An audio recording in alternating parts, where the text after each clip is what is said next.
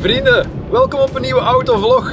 We zijn onderweg naar Hyundai. En wel voor iets heel speciaals, want het is eigenlijk de test van een wagen waarvan ik het bestaan niet eens afwist. Namelijk de nieuwe Kona N. Oei, daar is politie. En ik weet niet, hands-free, in hoeverre dan een GoPro ook een telefoon is. Heel onverwacht, ik wou eigenlijk de Ioniq 5 testen. De Hyundai EV's vind ik helemaal schitterend. Maar ik kreeg de uitnodiging voor een nieuwe Hyundai N, dus voor hun sportieve lijn. En dat ziet er op het eerste zicht wel een veelbelovend pakketje uit, met 280 pk, 300 Nm koppel, 5,5 seconden naar de 100 en een maximumsnelheid van 240 km per uur in een Kona. Ja, dus ik ben natuurlijk heel benieuwd. Ik ga hem nu samen met jou ontdekken. Let's go! Guys, zeer belangrijk, vergeet jullie niet te subscriben en deze video een duimpje omhoog te geven als jullie deze content leuk vinden. Dan kan dit kanaal ook groeien, waarvoor 1000-maal dank.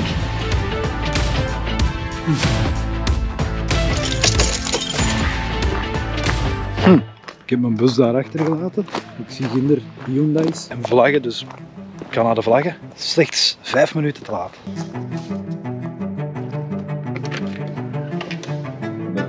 Circuit voortaan worden als we circuit.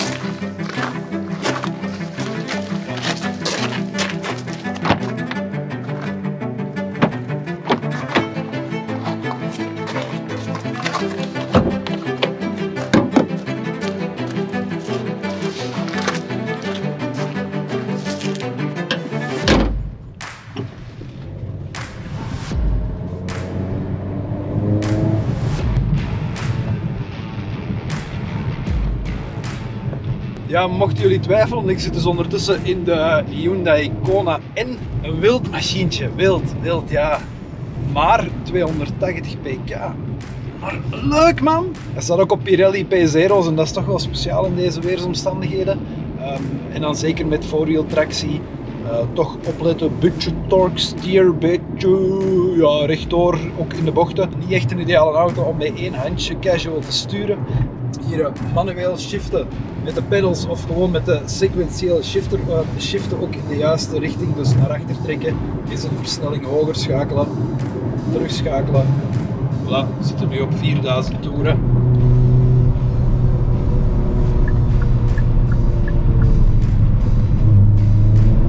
Continue on M645 for 2 kilometers.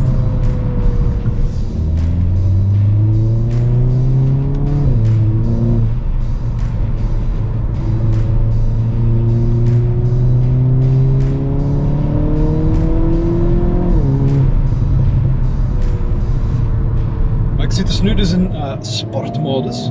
Maar dan heb je hier nog een extra knopje N-modus, dus nog straffer. Dan ook Custom One. En in die Custom One, dus de toggle op die N-button hier, die kan je volledig zelf instellen. En die gaat voor jou kiezen wat dat de Ultimate Drive Mode is voor deze Kona N. Hier ook alle rijdata, netjes. Alles instelbaar, van motorgeluid, ESC, LSD en andere drugs. Alles echt makkelijk instelbaar, ook launch control, maar die heb ik nog niet aan de praat gekregen. En dan is er nog deze NGS whoopsie button. Dat is grin shift. En dan heb je 20 seconden nog eens extra power. Jawel, want extra power is goed.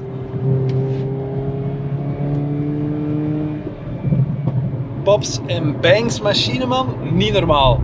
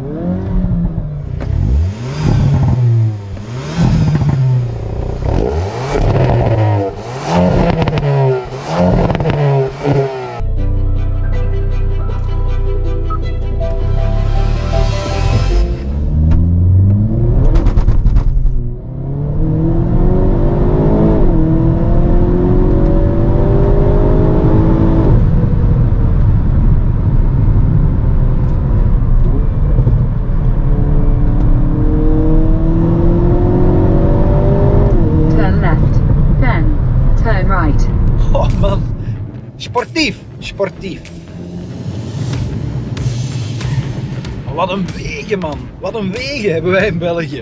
Niet normaal. En je mocht hier overal 90. Zie dat. Zie gewoon. Zie. Wat?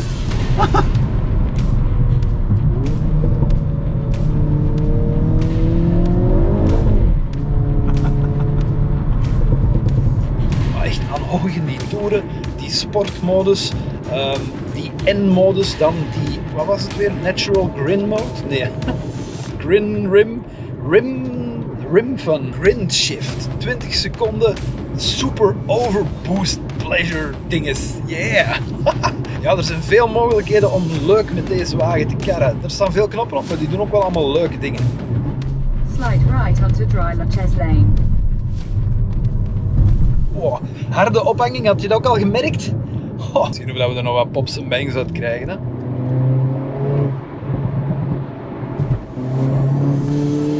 We gaan naar de 5. Brakkabakabak. Sorry voor de debiele geluiden. Oh, gehoord?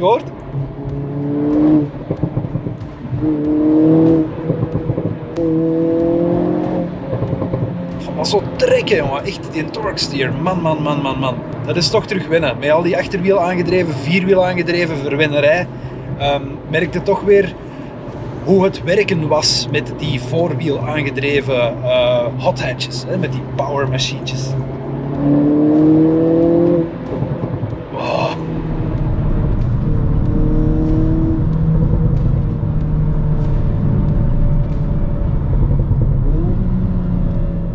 Echt niet het type wagen om casual met één handje losjes te besturen.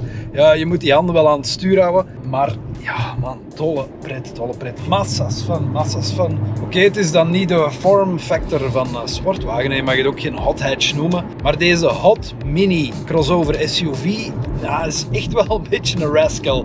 Het is een echte pops and bangs machine. Ja, zo wat oldschool. Ik had niet echt verwacht van hier nog mee te kunnen bollen in deze tijden van decibel limitaties. Ja, ik heb het u laten horen, hè. Het is echt niet normaal wat dat doet. Kijk! Gewone Kona. Oeh, kijk. Ah ja, ik moet de autostrade opvallen. Ik ga hem terug op automaat zetten.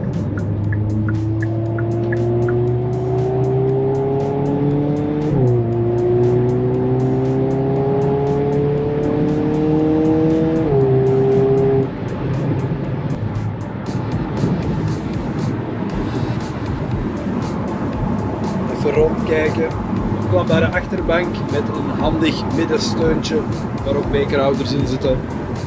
De N-stoelen, zeer comfortabel, zeer goede steun biedend. Het is geen carbon en lederen, man, het is plastic. Maar dit is het soort wagen dat denk ik een betaalbaar alternatief biedt aan de Audi RS3'en van deze planeet. Het is gewoon voor het geld een fantastische auto. Kia EV6, by the way. Ook mooi, helemaal iets anders, maar ook eentje dat ik graag wel eens zou willen rijden.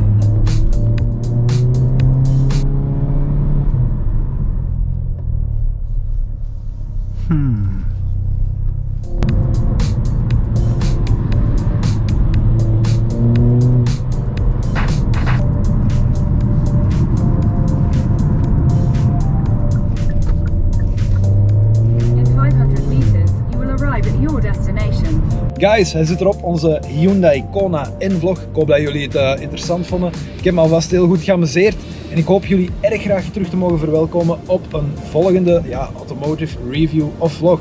Bye!